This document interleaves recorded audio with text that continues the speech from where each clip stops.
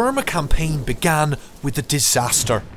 In 1942, invading Japanese forces were imperious, striking unseen from the jungle, outmanoeuvring their enemy and forcing the Allies into a humiliating retreat to India. Yet, just 3 years later, the campaign would end in triumph, the Allies surging back to sweep the Japanese from Burma in a masterpiece of modern manoeuvre warfare. Often a forgotten front of the Second World War, the Burma campaign is an epic story that deserves to be remembered. Everything about the Burma campaign was extreme, from the terrain and the climate to the bitterness of the fighting, and of course the dramatic reversals of fortune. For both the Japanese and the Allies, the Burma campaign would witness catastrophic defeats and spectacular successes. So what went wrong in 1942? How did the Allies turn the tide? And why is Burma known as the Forgotten War? Well, to find out, let's go back to the 1930s. This is Burma, or modern-day Myanmar. Once part of British India, Burma became a crown colony of the British Empire in 1937. Though central Burma has a broad plain, the territory's borders are marked by towering mountain ranges cloaked in dense jungle, and it was these borders with India, Thailand and China that brought Burma into the Second World War. For Britain, Burma was a key source of raw materials. The port of Rangoon was an important halfway point between Bengal in India and British ports in Malaya and Singapore. However, Britain was not the only country with an interest in Burma. After war broke out between Japan and China in the 1930s, the road and railway connections from Rangoon became a key route for the supply of American military aid to nationalist Chinese forces in Yunnan in southwest China. For Japan, an invasion of Burma offered a chance to cut off China from overseas aid. With Japan already planning to invade British colonies of Malaya and Singapore, the capture of Rangoon would also make it more difficult for Britain to recapture those colonies. Thus, Burma became a vortex which sucked in 4 global powers. On the 7th of December 1941, Japan attacked the US Pacific Fleet at Pearl Harbor. It was the precursor to a massive offensive across Asia and the Pacific. Thailand, Malaya, Hong Kong, the Dutch East Indies and more came under attack as the Japanese made strong progress against weak opposition. It was only a matter of time before Burma was invaded. However, the British allocated minimal troops to the Asian theatre, believing the Middle East to be more important. As a result, the British-led forces in Burma consisted of just 2 understrength divisions, one made up of inexperienced Burmese recruits and the other trained for desert warfare and still equipped with desert camouflage uniforms. When the main Japanese invasion began in late January, those troops did not stand a chance. The Japanese attacks were aggressive and dynamic, and Japanese commanders, like General Iida, were willing to take big risks. They did not hesitate to use the jungle to infiltrate through or encircle British positions. By contrast, the British garrison in Burma was poorly trained and had no answer to these Japanese tactics. When Japanese roadblocks cut British supply lines, British-led forces were prone to panic, and in the face of the Japanese onslaught, their morale was badly shaken. The result was a disastrous defeat for the British, and soon they found themselves in headlong retreat. The Japanese concentrated their 2 divisions against the 17th Indian, pushing them back to the Sitang River. In the chaos of the retreat, the Sitang Bridge was prematurely destroyed, trapping thousands of Indian troops on the wrong side of the river. The disaster at Sitang opened the way to Rangoon, and on the 8th of March, the Burmese capital fell to the Japanese. But the battle wasn't over. The British and Commonwealth forces retreated northwards, hoping to hold central Burma. There they were joined by Chinese forces of the 5th and 6th Armies, who held the east end of the line. However, the Japanese had received reinforcements of their own and now held air supremacy over the battlefield. While the Allied forces fought hard, particularly the Chinese at Taungoo, once the city fell, the Japanese were able to outflank the Allies and unhinge their defence. Soon they were in desperate retreat towards India, alongside hundreds of thousands of civilians. Over preceding generations, many Indian people had moved to Burma. Some came to occupy privileged positions in Burma's colonial society and economy, but many others worked as dockers or labourers. These people feared a Japanese takeover, and subsequently hundreds of thousands of people fled the country. This walking stick belonged to one of them, a man named Mr. Morgan Jones. Previously an accountant at Rangoon Zoo, he used this walking stick on his 600-mile journey on foot from Rangoon to Imphal.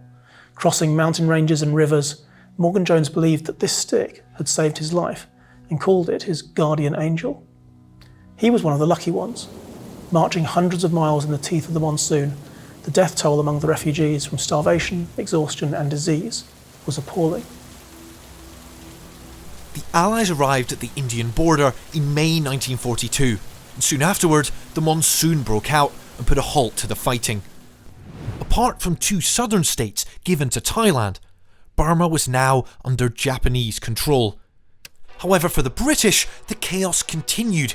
In India, violent protests broke out against British rule, while the province of Bengal began slipping towards a famine that would eventually take the lives of 2 to 3 million people. Despite this, as the year came to an end, the British elected to counterattack in an area known as the Arakan. In 1942 and 1943, British forces attempted to mount an offensive into Burma. Their objective was the island of Akyab on the Burma coast.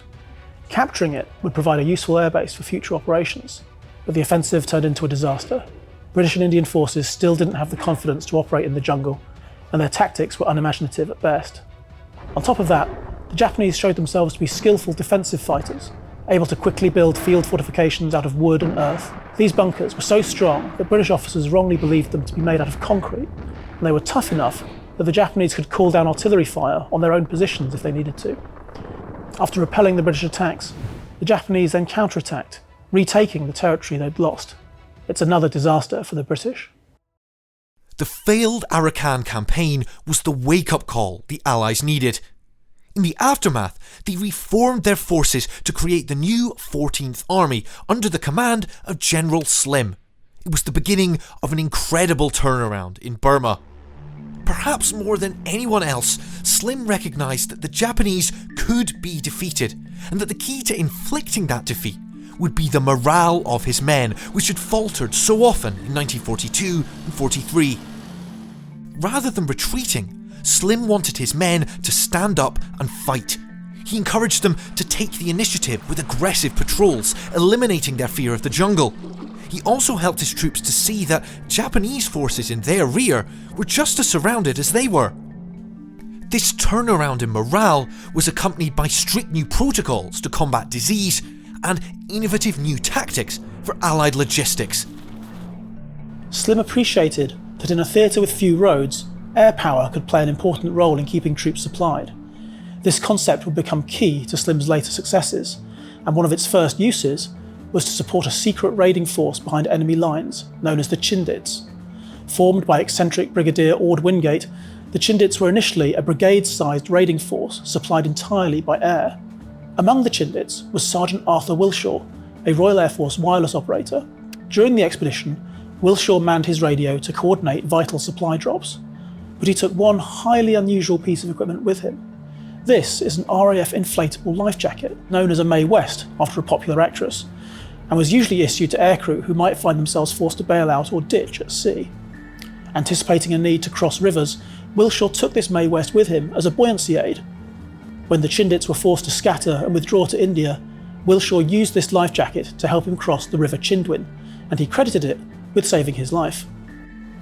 The military impact of the Chindit raids was arguably small, but the psychological impact was significant.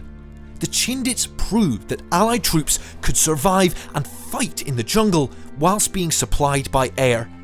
Combined with Slim's reforms, the raids created new belief on the Allied side that they could take on the Japanese, a belief that would soon be put to the test. By early 1944, the tide of the Second World War had turned on its head. The Japanese Navy had taken heavy losses, and as a result, American submarines and aircraft were slowly strangling the Japanese economy. As such, the Japanese decided to attack on land in both China and Burma. In Operation U-Go, the Japanese aimed to seize the British supply base at Imphal and cut the road to Dimapur at Kohima. This would forestall any British attempt to recapture Burma, and might even cause uprisings amongst the local Indian populace and lead to the collapse of British India. The stage was set for one of the most brutal battles of the Second World War, the so-called Stalingrad of the East. The main Japanese thrust began in March 1944 and made good progress.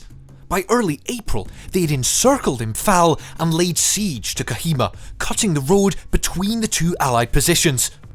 At Kohima, 15,000 Japanese troops faced a scratch force of just 1,500 holding a hilltop perimeter. The district commissioner's bungalow saw fighting rage at such close quarters that the opposing trenches were separated by the width of a tennis court, a now famous image of the battle. Further south at Imphal, the Japanese attacked relentlessly from all directions against 4 Indian divisions holding the cauldron. The fighting was savage, hand to hand and face to face with the enemy. For both sides, the fighting at Imphal and Kohima was a gruelling experience. Unlike the war in Europe, where British forces had at least some cultural familiarity with their enemies, in Burma the Japanese were an alien culture for both British and Indian soldiers. This cultural difference fed into the fighting. Japanese troops often seemed to be fanatically willing to make literally suicidal attacks and would defend their own positions to the death. The flag behind me is a clear expression of this idea. Flags like these were commonly given to Japanese soldiers before their departure for war. They were densely inscribed with the names of well-wishers and with patriotic slogans. In the case of this flag, it was presented to a Japanese soldier named Asano Makoto. It includes patriotic exhortations like "Give all for the country" and "Congratulations on going to war." Unusually, the flag was also signed by the men of the 7th Battalion 16th Punjab Regiment, who captured it. On the flag's sun disc, a part of the flag that no Japanese would write on, are a number of signatures written in English. They did so, probably by chance, with the flag upside down. This means that it's now impossible to display this flag with both sets of inscriptions the right way up. To me as a curator, this feels like a fitting metaphor for the cultural divide that existed between the opposing armies in Burma. The sieges of Imphal and Kohima demonstrated the transformation in Allied capabilities. Instead of collapsing, the defenders stood firm, supplied by air. At Kohima, the tiny garrison fought the Japanese to a standstill until the 18th of April, when Allied relief columns arrived. Once Kohima was secure, the road south to Imphal was reopened in late June, breaking the Japanese encirclement. By now, monsoon rains had set in, drastically worsening the Japanese supply situation.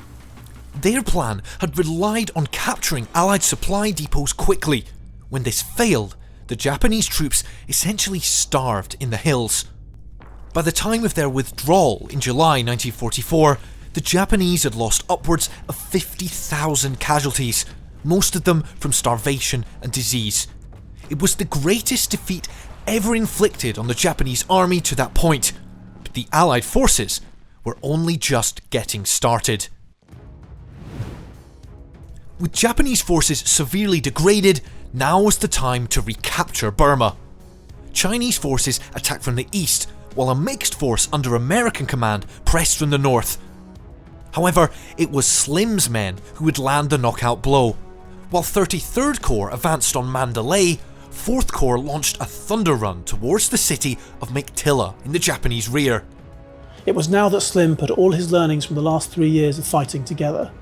Like many successful campaigns in the Second World War, Slim coordinated armour, artillery, infantry operations, but also integrated air power, using aircraft for close support, for supply, and also for operational mobility, inserting troops by air wherever they were needed. He also made effective use of deception to disguise his intentions in a masterpiece of mobile warfare. The results were staggering. It was one of Britain's greatest victories of the Second World War. Over January and February, Slim pushed the Japanese back to the fearsome Irrawaddy River. At Mandalay, the crossings by 33rd Corps were bottled up in heavy fighting, but 4th Corps successfully mounted the longest opposed river crossing of the Second World War, breaking out of their bridgehead and capturing the Japanese supply base at Meiktila. The Japanese counterattacked furiously, but they were repulsed with the help of overwhelming Allied air power. By the time Mandalay fell to the Allies in mid-March, the Japanese forces had largely been destroyed. The Allies then charged southwards on Rangoon, which was finally captured by amphibious landing in early May, just as the monsoon rains arrived. And with that, the almighty turnaround in Burma was complete. Routed in 1942, the Allies had learned the lessons and put them into practice in 1944 and 45. In those 3 years of war, the Allied soldiers on the ground had endured brutal fighting in extreme terrain, menaced by severe weather and the threat of disease. And yet those efforts are often overshadowed. In the UK, the Burma campaign is often called a forgotten war, and there are several reasons why this might be. The first is distance. It's well over 5,000 miles from London to Rangoon, and events in India and Burma affected relatively few people in the UK. Battles like Imphal Kohima were frequently overshadowed by events in Europe. Of 14th Army, most of its fighting strength was Indian or African, and since the end of the British Empire, we have tended to overlook their contribution to the war effort. Remembering the war in Burma means remembering that Britain didn't only fight the Second World War to liberate Europe from fascism, but also to defend and regain its empire in Asia. Keeping the Second World War in perspective means remembering this forgotten war.